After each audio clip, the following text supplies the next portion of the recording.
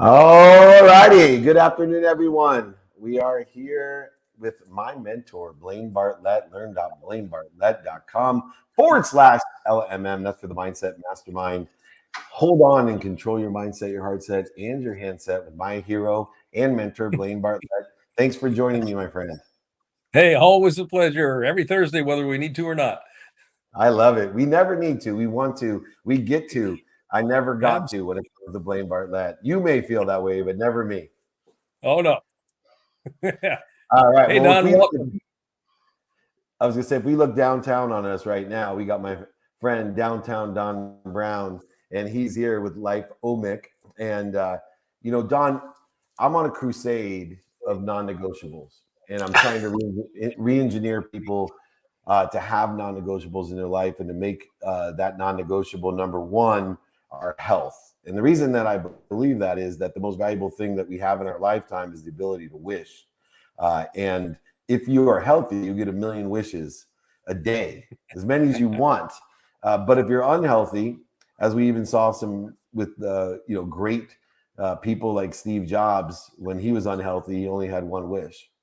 And he is definitely a dreamer and a wisher who manifested so many dreams, all of us. And to see his life end with only one wish, to me, was a tragedy. And what you're doing with your company is providing wishes. You are the Disneyland of applications, just making all the wishes come true. For you, where did your epiphany and impetus on health come into play with your extraordinary corporate background that you've had? Well, I guess it's been a little bit multifaceted.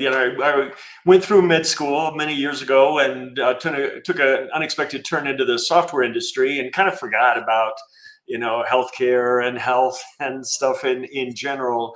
But, going through my mom's battle with Parkinson's when she turned 80, kind of, reintroduced the whole notion to me. She was a vibrant little lady from the hills of Kentucky, and on her 80th birthday, I visited her and she was nailing shingles up on her the roof of her house. And then, shortly after that, she was diagnosed with Parkinson's, and to see kind of the downward spiral, it really kind of woke me up or rewoke me to the importance of health. Yeah.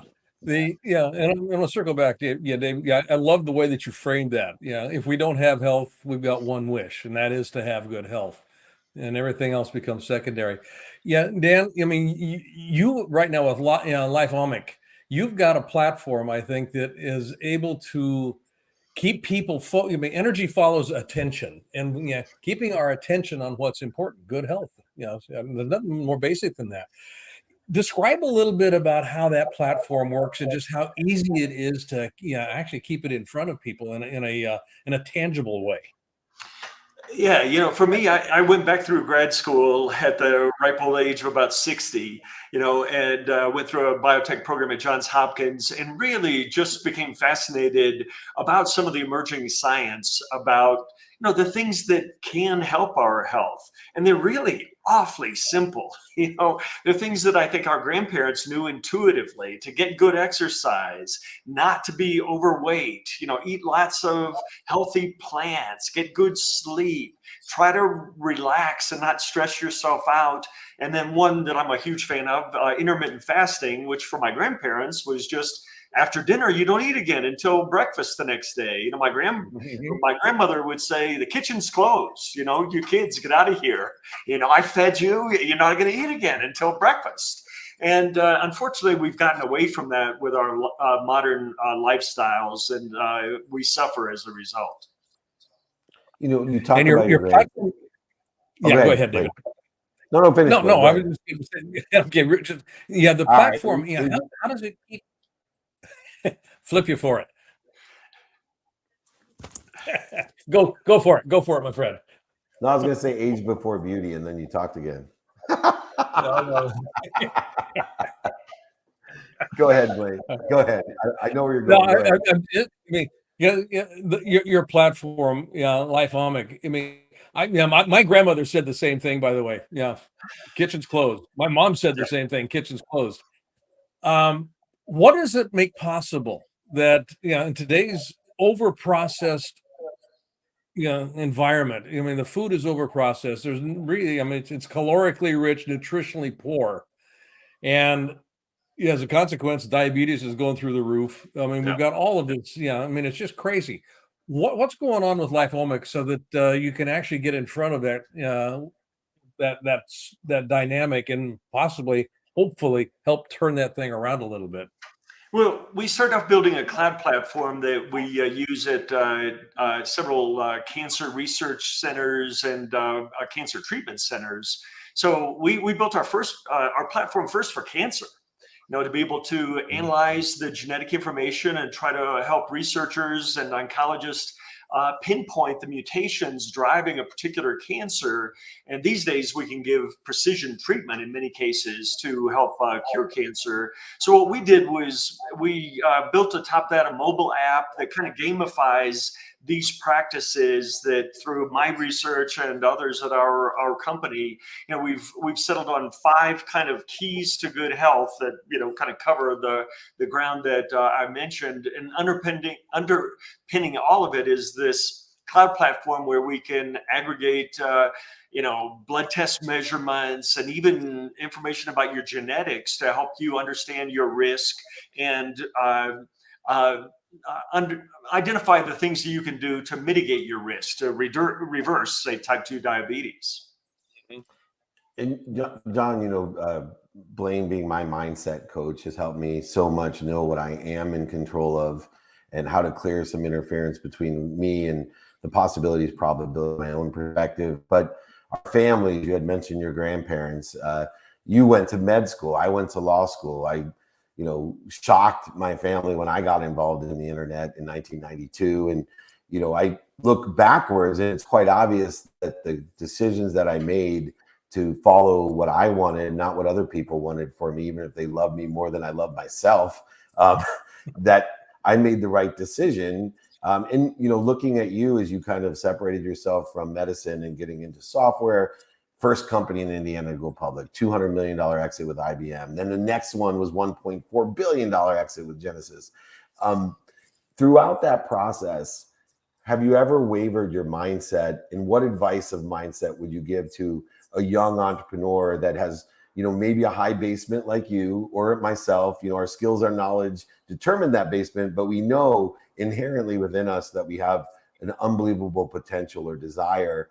What mindset did you use to obviously believe in yourself when those around you probably were questioning your choices? I think that's certainly a key principle, to decide what you want out of life and don't let anybody talk you out of it. We all get one shot here. We're here for just a pitifully short period of time.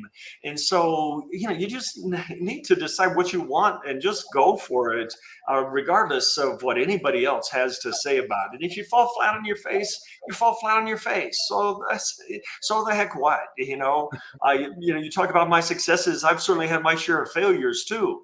And, most successful people have. And so it's just this kind of dogged perseverance. And I tell you, for me, more than anything, what drives me is just a curiosity about the world. Yeah. I'm as amazed when I get up in the morning as I was when I was 5 years old. And I just hope that I never lose that. Yeah, that curiosity. I mean, if there's a single trait that every entrepreneur I've ever worked with possesses, it is curiosity. Even the ones that are falling flat on their feet, they get curious about, okay, what tripped me? Exactly. Or why is that other dude successfollowed and I'm, what's going on with it? No, it's exactly. I thought it was interesting. I just got an email this week. I followed the Peter Attia broadcast, and he has had one. I don't know if I can find it quickly. Oh, is lack of curiosity an age-related condition? And I just thought that's such a fascinating idea that, so many people our age, if I were to lump us into the same bucket, just you look in there, they don't learn anymore. They're not curious anymore. And what a horrible way to live. I think it really is reflective of some pathological process that robs people of that sort of curiosity. And it's just so important to maintain that.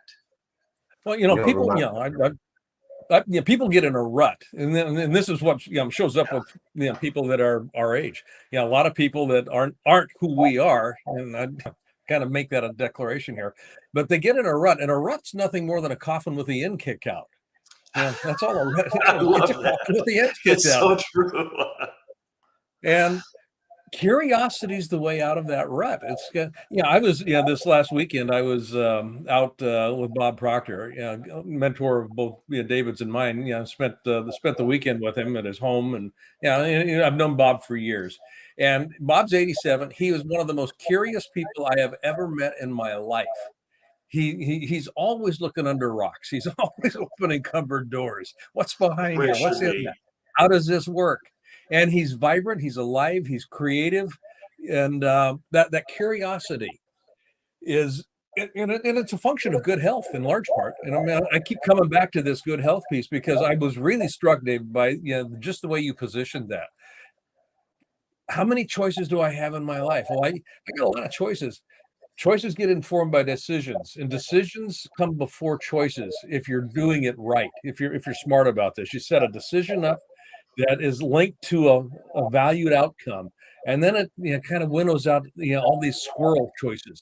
Squirrel, keeps me focused, keeps me in direction. My health and well-being is one decision that I don't want to give up. I make decisions that are fostering my health and well-being, and then that eliminates choices that, well, I don't need that candy bar. I sure would like to have it, but I don't need it. Yep. Well, and I think there's a synergy. I think it's a kind of a bi-directional relationship between health and curiosity, right? You have to be healthy to be curious, but being curious helps your health. Being curious, reading, learning, we understand the importance of that in reducing our risk for Alzheimer's and other dementias. So curiosity impacts our health as well. Yeah, and curiosity is also a catalyst to creativity, which is the function of living, of creating more, of expanding, growing, and accelerating, which I think is phenomenal. And I was saying, it reminds me, Don, when, I was pre-med because my mom was a doctor, lawyer, failure type of mom, a typical Jewish mom, I should say. And I went to visit my older brother who was a doctor. And that's when I learned the importance of curiosity, because I told him at 18 years old, as I walked into the hospital to visit him, I looked so depressed. He said, "Dave, what's the matter?" I said, "I hate hospitals." He said, "Dave, you're going to be a doctor." I said, "I know, but I'm going to be a sports doctor. I'm going to be on the field, in the locker room. I'm never going to be in a hospital." And he looked at me and he said, and I tell people all the time, the best lesson I've ever learned, to be more interested than interesting. In other words, he was saying, "Dave, you got to be curious, brother. You got to create what you want in your life by being curious, by being more interested in everything." And one of the fears that I have is one that you're actually utilizing and have utilized to make billions of dollars and help millions of people, is that the interesting thing is technology, for the first time, I believe, in history, has outdone our curiosity, that has outdone our imagination. So there's things that exist in technology that we can't imagine. And I hear it all, "Oh my God, can you believe this? This can't be real," and it is, And so where do you see someone who has this medical background, this health interest, as well as the technology background, where do you see this reconciliation between the superior exponentially growing technology and data that we have with this idea of curiosity and creativity? Well, so many thoughts there. Obviously, technology has done many wonderful things. Pernicious effect of technology, and say Google in particular, is kind of a devaluation of knowledge. As I was going through my master's degree, master's program in biotechnology recently at Johns Hopkins, I had, I won't identify the person, but somebody who did a quick Google search on a complex topic and came back and totally discounted anything I had to say, because who cares if I had spent 3 or 4 years studying for something? They could go to Google, look up a quick factoid and come back and say, well, dude, I don't care. I got this. I can search this off the internet. Of course, they had no depth of understanding, no framework to be able to put that in to really gain a deeper understanding. But I think that's been a pernicious effect, this devaluation of expertise and of knowledge that is one of the bad things about technology. But technology is a double-edged sword, and we can use it increasingly. Now we can assemble amazing amounts of data about what's going on in our bodies for just trivial amounts of money. So I'm around my office, I've got all sorts of little devices. I can take a picture of the back of my eye and analyze the pattern of arteries back there to identify diabetic retinopathy and other changes. We've got all sorts of blood tests and, devices like my little biometric ring. And so now using cloud systems and AI, we can assimilate all this data, analyze it in a way that a human doctor just wouldn't have the time to. And we could say, hey, dude, you're at this point on the curve for developing type 2 diabetes or cancer or whatever, at a point when we can actually reverse it. And I think that's the biggest thing I've come to really appreciate. The most disease processes are really, really slow, and then they have an exponential knee, right, where they just take off.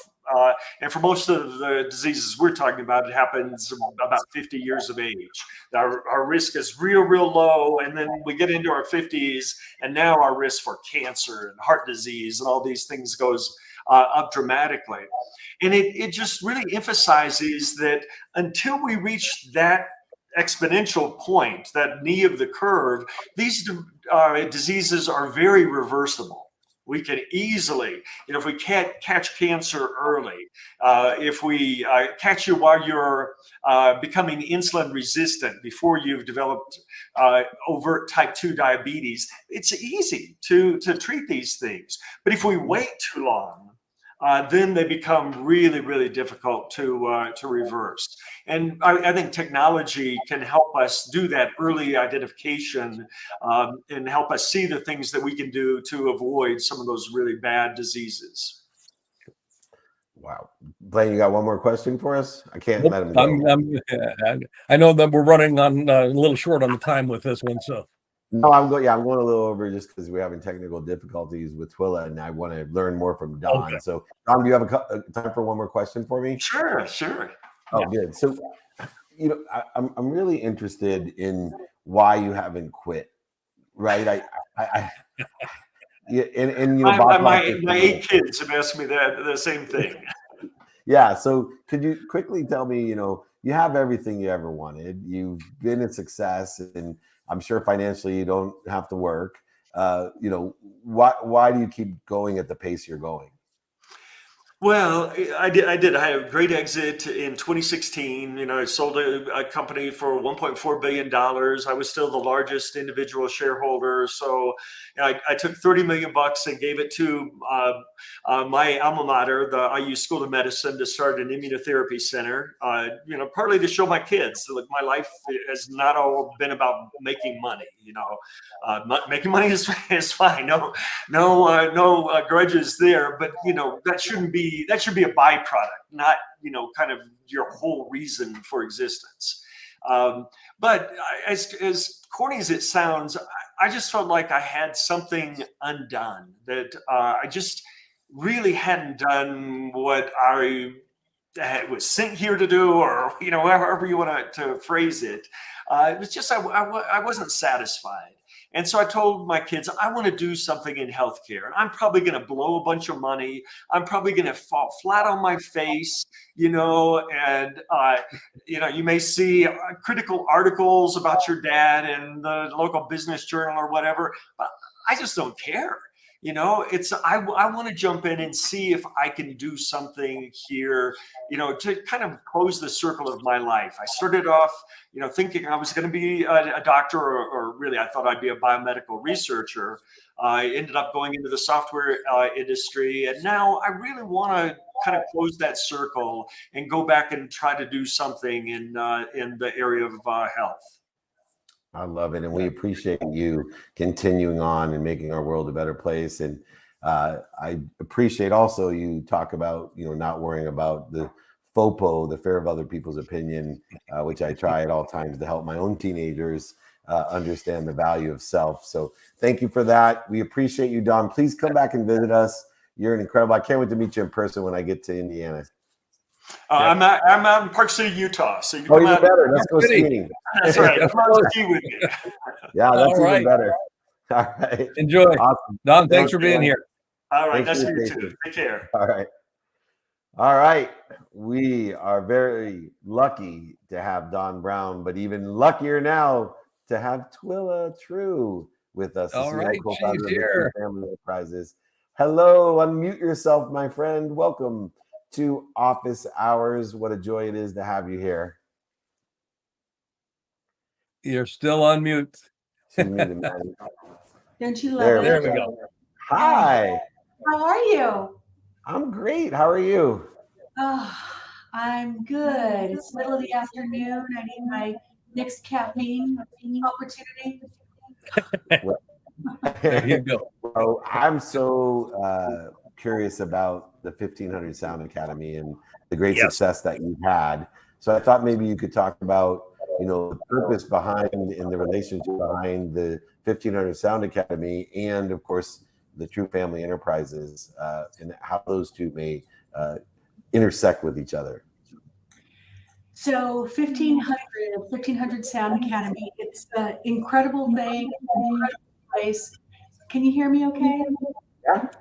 Mm-hmm. So yeah, incredible place. Specifically as a family office, we have multiple different verticals and things that we do as a family office. I'd always been pitched entertainment. Scary place if you don't know it. So Are you getting feedback? Is she getting feedback? Maybe do you have earphones? Maybe, Twila? No, but it's okay. I'll ignore the feedback. So it can be. Can you hear me okay though? Oh, that's better. Yeah, it bounces a little. Yeah, so got it. Feedback's on. So 1500 Sound Academy, there was a friend of mine who said, you've got to meet these guys, 1500. And so I took a trip down to Inglewood, met Rance Dobson and James Fauntleroy, largest music producers, songwriters, met them in a very humble place that they had there in Inglewood. And it was just magic from one. Their humility that lined up with their accomplishments is not something you see a lot. So for someone like me that sees a lot of people, sees a lot of successful people, it was just something I don't see very often. And what you're trying to do with this is, the academy is actually, I'm going to just use the word incubator here, but basically it's a place where you curate musicians that are wanting to make an impact in the world. Is that kind of the nugget of what I've got what you're creating there? Yep. So the way it started originally is that the guys themselves, Grammy Award winning, and if I say any of these names, they either wrote or produced last 3 albums: Bruno Mars, Justin Timberlake, Adele, Sam Smith, Jay-Z, Rihanna, Snoop. They've been in top 20 pop charts for the last 15 years. And so we said, great, you guys do. This is what I do. Let's build some platforms and figure out what we want to do together. So we built the 1500 Sound Academy. Now, 1500 is fun because the name, these two really discovered, or they came up with, and ran their gospel church at a very young age in Inglewood. And someone came up to them and said, "Hey, how much for you guys to come and do my event gig?" They went over to corner, talked about it, came back to the guy and said, $1,500 or nothing. Yeah. There you go. That's So awesome. that's how the name came about. So now we fast forward where each individual is very lucky, successful. And so being in the rooms with them, and what we quickly discovered is that after they took me around, ran me around all these schools, one of us graduated, university or formal education. Not one. All of them took a road that is very universal to them. Only half of them graduated high school. And so what they really want to do is create something that was here's how we did it. Born and bred Inglewood, here's how we got there, and here's the lessons we think from their perspective. Mm-hmm. That's And I know, I wish I had better audit. I want to talk about as well the True Sue Hope Foundation, which you're providing the critical aid and empowering tribal members to reach their potential through your support and your success. And I think what I'd rather do, Twila, if possible, I want to have you back on. We'll share more about you and the True Family Enterprises, the 1500 Sound Academy, and of course, I want to learn more about the foundation, if that sounds fair. Fantastic. That would be Perfect. good. Yeah. Thank you so much. I want everybody to hear you. So thank you so much for joining us, and we'll reschedule back on. So come and see Twila again. But check her out at truefamilyenterprises.com. Thank you so much for joining us. Thank you. You bet. Pleasure having you here. I love technology until it doesn't work. Until it doesn't work. And and thanks for inviting her back on, because that's her story and what she's up to, I think is I mean, we got to hear Dawn. It would be a shame not to hear that and not to give her the airtime that's necessary for this. Not just for the 1500 Academy, but for the other work she's doing as well. Yeah, I mean, we're so blessed to have these extraordinary guests. And speaking of the extraordinary guests, the next one's just going to blow your socks off as well. We don't let up here on Office Hours, and I'm just amazed at my team with the quality of people that we get on here. But Ben Nazarian, CEO of Therabody, an incredible company in my space, at least, and just an incredible person, an entrepreneur. He is the CEO of Therabody. Welcome, Ben, to Office Hours.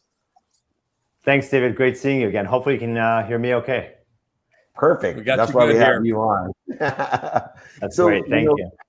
We've been talking about technology with all of our guests, and how it has increased and limited creativity and curiosity, and how it has the upsides and the downsides.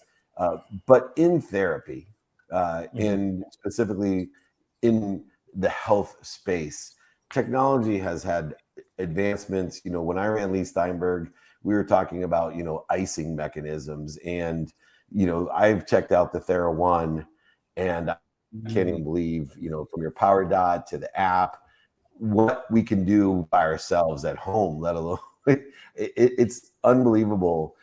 For someone that's stuck in that space, is there an end to these great technologies, and what exactly have you been able to accomplish today with Therabody's ecosystem of products? Yeah, I think we're a really exciting time, because a lot of technologies that were only available to pro athletes and cutting edge physical therapists are now becoming mass consumer products. And that's a big driver of what we're looking to do. Obviously, it started with Theragun, and pro athletes were already using vibration therapy with a product called DMS, but it was $3,000. And Theragun really made that much more of a democratized product that every one of us can benefit from, not just pro athletes. I would say today there's a lot of other technologies out there. Our mission is to take those products, make them affordable, make them usable in a way that consumers can easily use, make them understandable, and help consumers really be educated about those benefits and then why these technologies can help them. And if you put all of that together, then we can really help consumers live a better, healthier life using the most cutting edge technologies that are affordable. And I would say that we're the only company out there that are driving devices, content, and services as in a holistic approach to help consumers really drive their personal wellness. Yeah, and which kind of goes all the way back to your original point, Dave, on when health is no longer in question. Now I have other wishes that I can actually direct my attention to. So, I was struck by the word democratization. Just kind of making things that were very niched into a very high level niche. In the sports, particularly professional sports, available almost and I don't want to denigrate this, but almost consumer based access. Just broad spectrum, from niche to broad spectrum. And the idea that I'd love to hear you talk about a little bit, Ben, is just kind of the transformation in the wellness industry that will be a consequence of your ability to do that, because your technologies and your products are extraordinary. What do you see going on? I think that transformation is really based on, well, let me back up. I think consumers are desiring wellness, especially because of COVID. I think people wanted to be living healthier lives to begin with. COVID has accelerated that. People understand that, number one, they have to have a lot more control and input into their overall wellness, because maybe they can't rely on the healthcare system. Maybe they don't have access to it, whether it's because of a lockdown or not being able to get an appointment anytime soon. So people are desiring of this. I think the biggest challenge has been consumers not knowing what's available to them, being afraid of technologies that they don't understand because it's not being presented the right way. A lot of companies make gimmicky claims, and so consumers are rightfully wary of technologies or products that they don't understand. So a big part of what we've been doing is really explaining the science behind our products. What does it do and the why, and what are those benefits? And that has led to a brand that our consumers tell us they trust.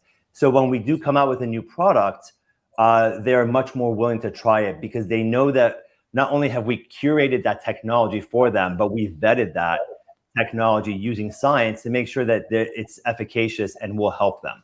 And that's a big transition that we're making. And I think that's how we're driving the wellness industry.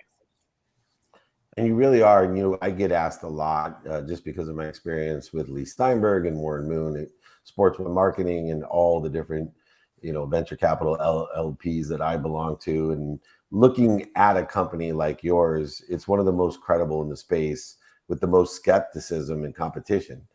Because there are some false claims and gimmicks out there, and everyone has their, trust and vet at the very least eyeglasses on. And as I look through the credibility of who historically, and why I always recommend, your ecosystem of products to not necessarily professional athletes who do ask me, but it's well known the credibility in that space with 250, I think, professional sports teams that you work with, and you can't even count anymore. I'm old enough, I used to count athletes you work with. I could probably barely count the amount of world-renowned athletes that have invested. I mean, most of the guys, like Kevin Durant and Russell Wilson, Kevin Hart, James Harden, just to name a few, those guys usually get paid to be in deals like this, and they're investing in it. That's how much they believe in it. But with that credibility, also becomes great expectations. And we unfortunately had to experience a complete transformation in the wellness industry, in the sports industry. How did that impact you with the huge expectations and financing behind what you're doing with the pandemic and the pivots and lessons that you needed to learn? Well, I think first of all, pro athletes, their bodies are their entire career. So they're not going to just trust their bodies with any device. And so the fact that they've chosen our products to help them train better, prevent injuries, recover faster, really perform at such a high level, and a lot of times even use it to rehab from injuries, I think is a great validation of the quality of our products. A lot of people have bought what we call the knockoffs, which the quality is not there. It doesn't go as deep into the muscle. The ergonomics are not there.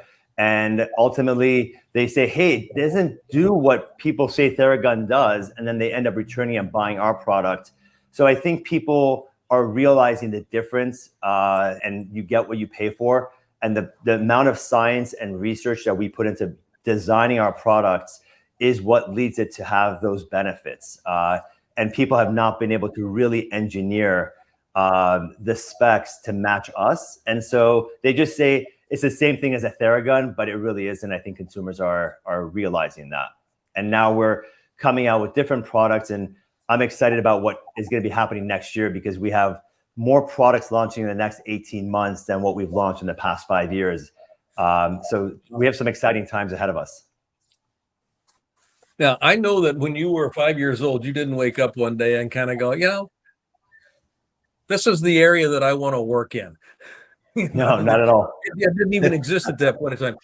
How did you get into this? I mean, this is a question that I'm always fascinated by with for entrepreneurs. I mean, obviously there was something that you saw as a possibility, but specifically, how did it speak to you and why did you act on it? So I've always had an entrepreneurial spirit. My dad was an entrepreneur.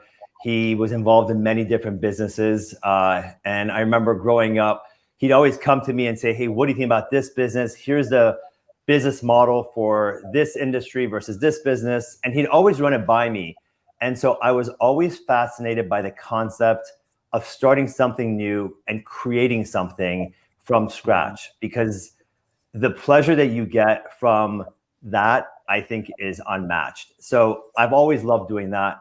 I was lucky enough to be introduced to Dr. Jason back in 2015, and he had his first generation product, which was not the best looking, most contemporary, high tech looking product, but I've had back problems my whole life due to curvature of the spine.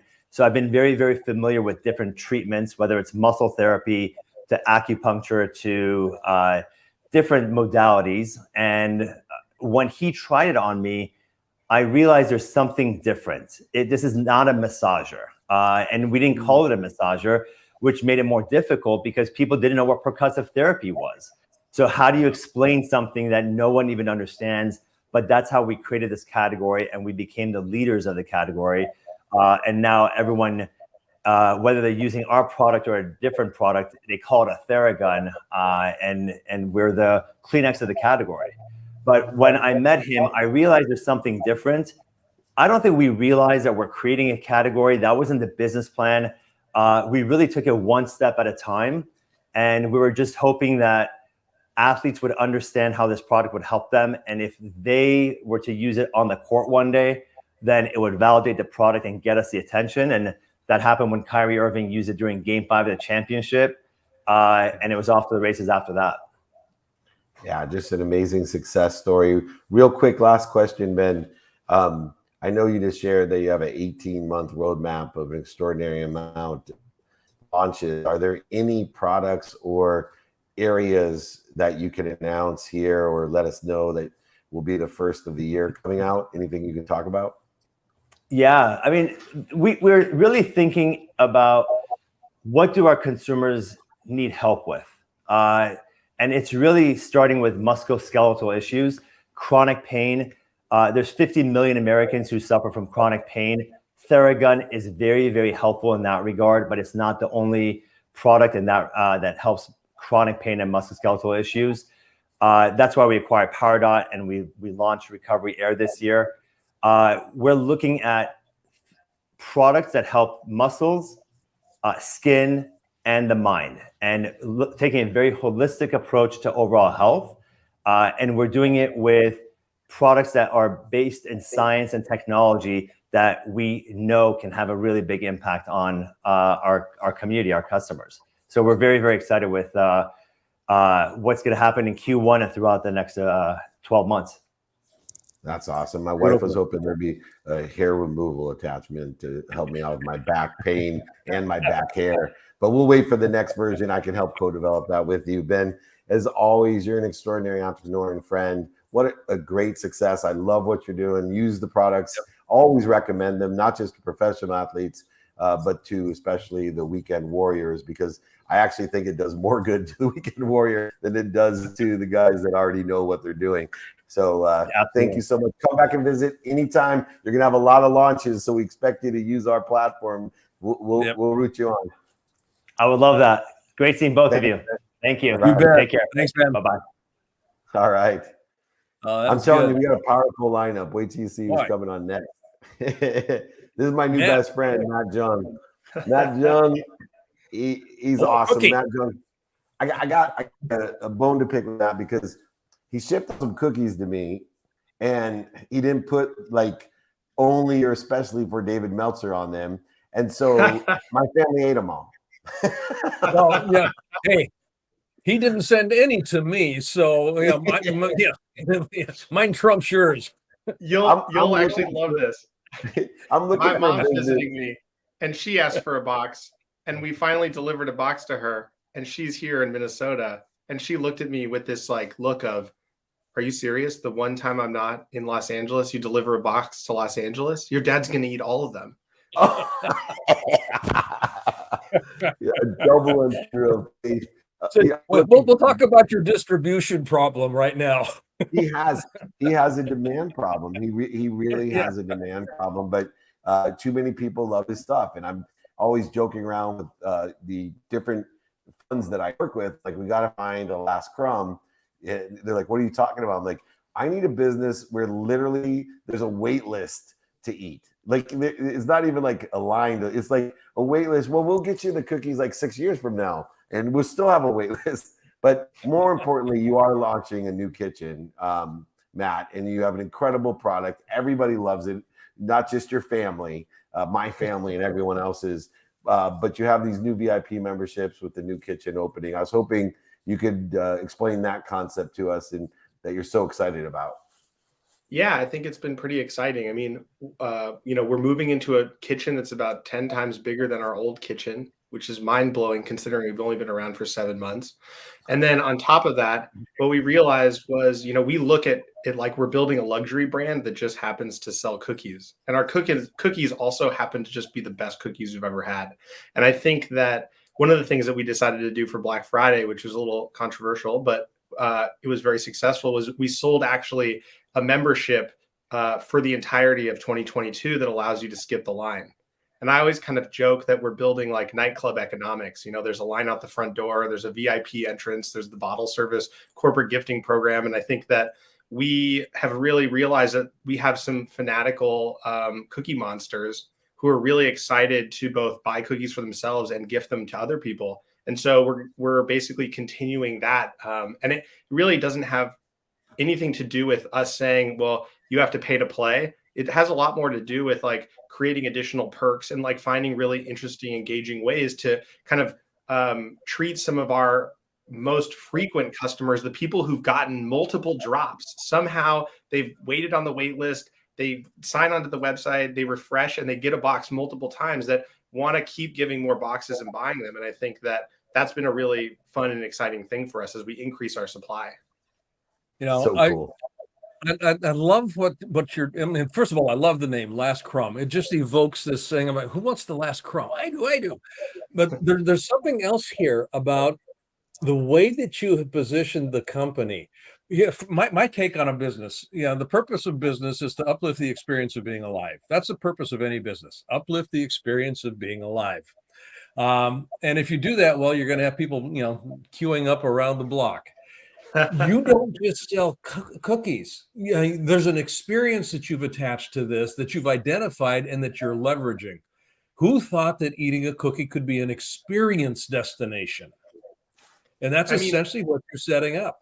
100%. And I think that the way that we are building the company pays off that. I mean, I always tell people we had 3 pillars that we focused on when we built the business. The first was customer experience, digitally and in real life, when you get the box, when you taste the product. The second was positioning ourselves as a luxury brand, which is really, really difficult to do. And then the third most important thing in this order was sales. If we did the first two really well, sales will come because we've created a category defining and changing product that people are really interested to try and buy again. And I think that that's been really exciting and kind of our true north of the business. Yeah.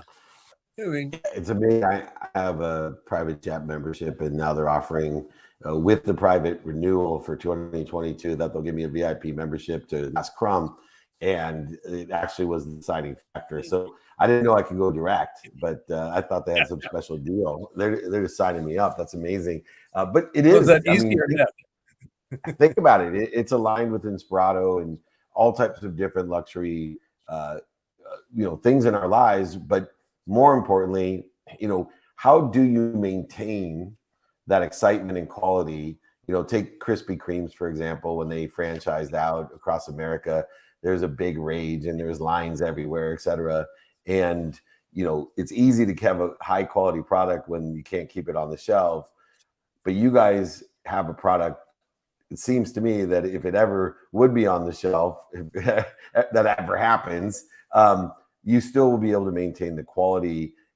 You also, because of this idea of the luxury side, should be able to, transcend just cookies into other things that will maintain the excitements where Krispy Kremes was stuck with donuts and coffee.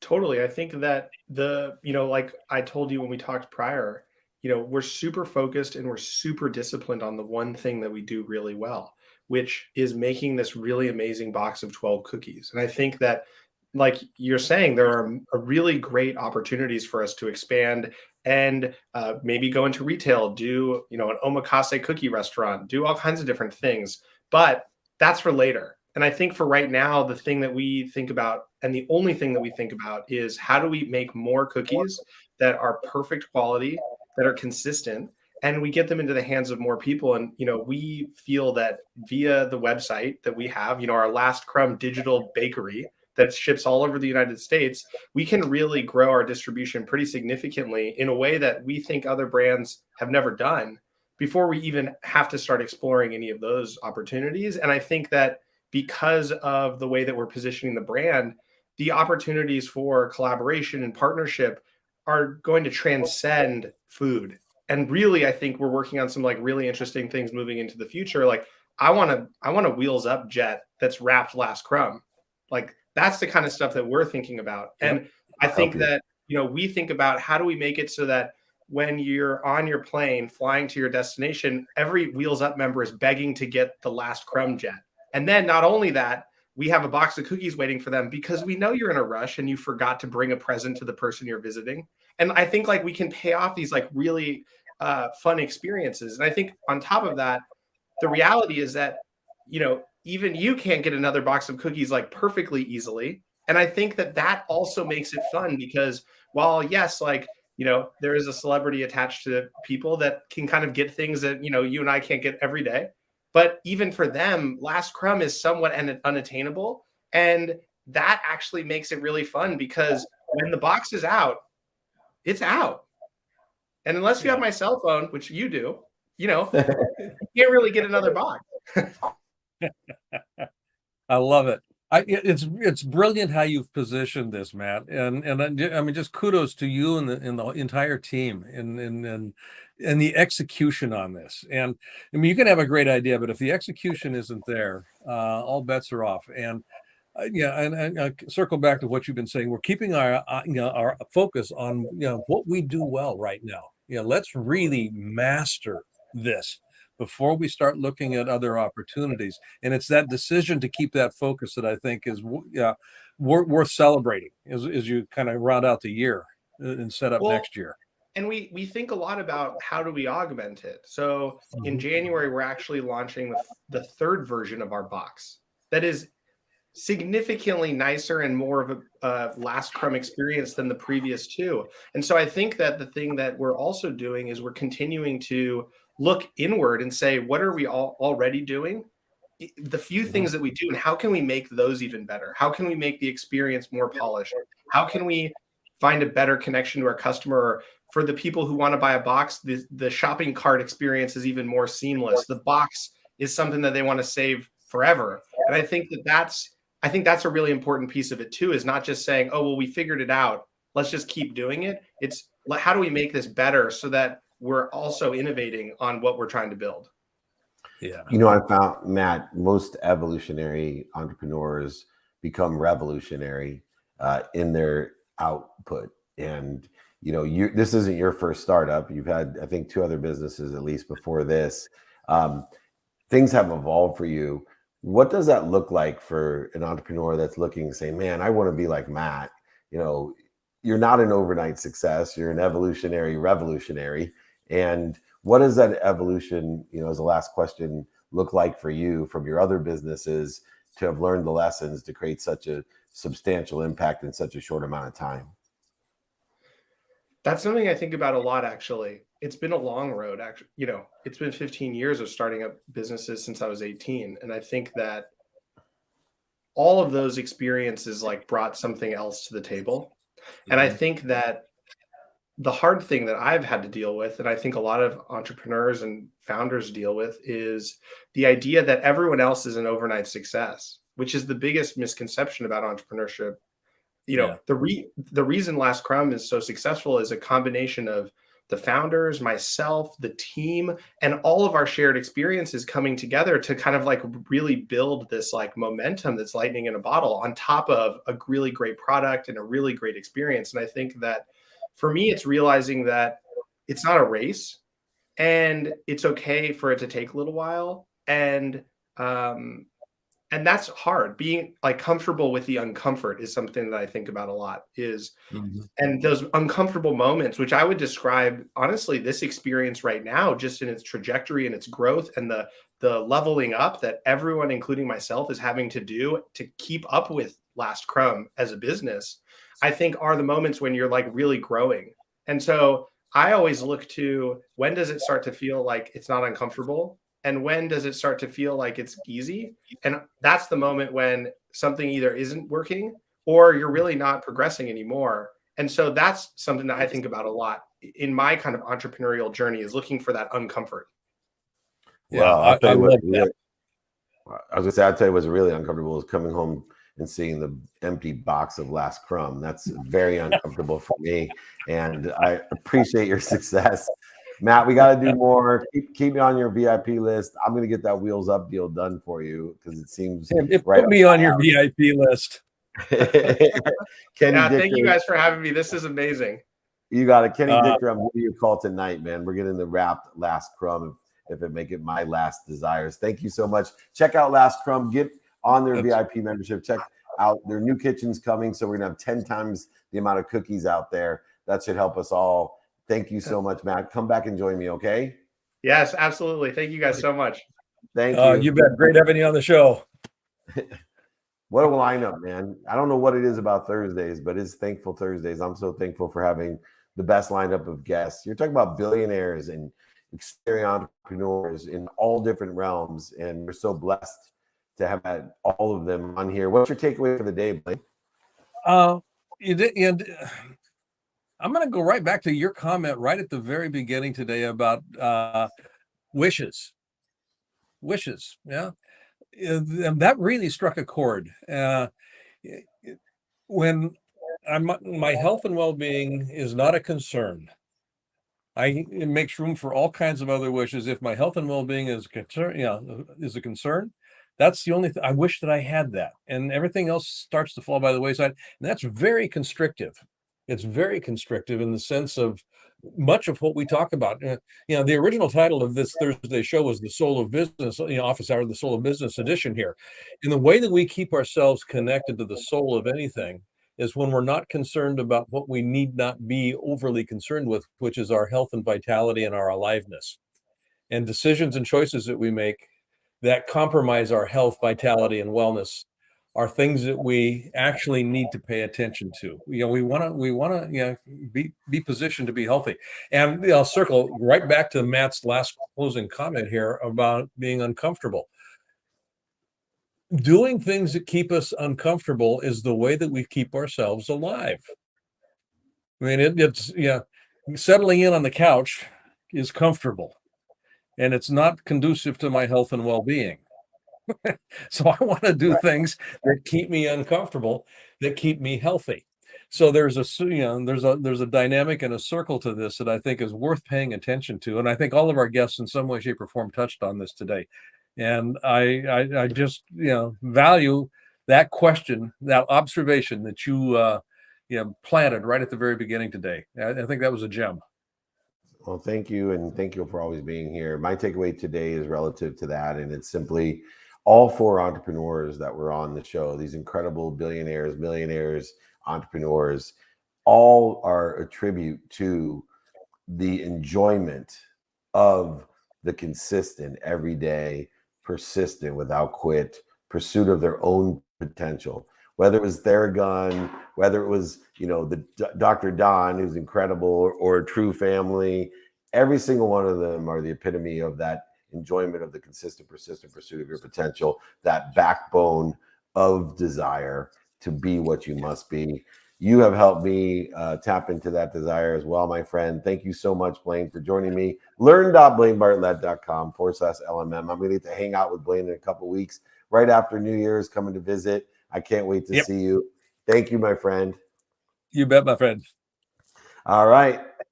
That'll do it for today. It's office hours. Remember, I got the 14-day gratitude challenge. If you want to join that, david@dmeltzer.com. But most importantly, be kind to your future self and do good deeds. We'll see you tomorrow. Thanks so much.